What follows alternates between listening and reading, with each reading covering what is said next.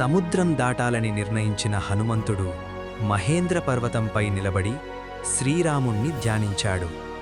రాముని సేవ చెయ్యాలనే సంకల్పంతో అతను తన శక్తిని పెంచుకుని ఆకాశంలోకి ఎగిరాడు.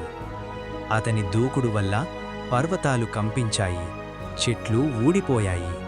దేవతలు అతని వీరత్వాన్ని చూసి ఆశీర్వదించారు. సముద్రం మీదుగా ఎగురుతూ హనుమంతుడికి మయనాక పర్వతం ఎదురయింది. సముద్రం అతనికి విశ్రాంతి ఇవ్వాలని ఆ పర్వతాన్ని పైకి పంపింది. కాని హనుమంతుడు చెప్పాడు, నేను శ్రీరాముడి పనిలో ఉన్నాను, ఆలస్యం చెయ్యలేను.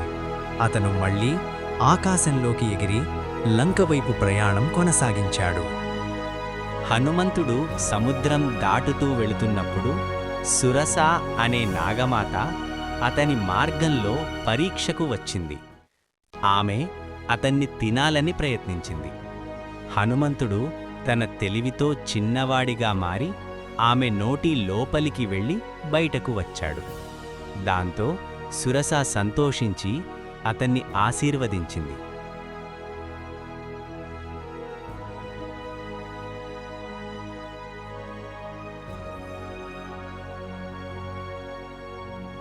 తరువాత సింహిక అనే రాక్షసి హనుమంతుడి నీడను పట్టుకుని అతన్ని ఆపింది. హనుమంతుడు ఆమెతో యుద్ధం చేసి ఆమెను సంహరించాడు. అలా లంక దగ్గరకు చేరుకున్నాడు. హనుమంతుడు లంక నగరాన్ని చూసి ఆశ్చర్యపోయాడు. అది బంగారంతో మెరిసే కోటలు, రక్షణ గోడలతో నిండిన గొప్ప నగరం. రాత్రి సమయంలో చిన్న వానరుడిలా మారి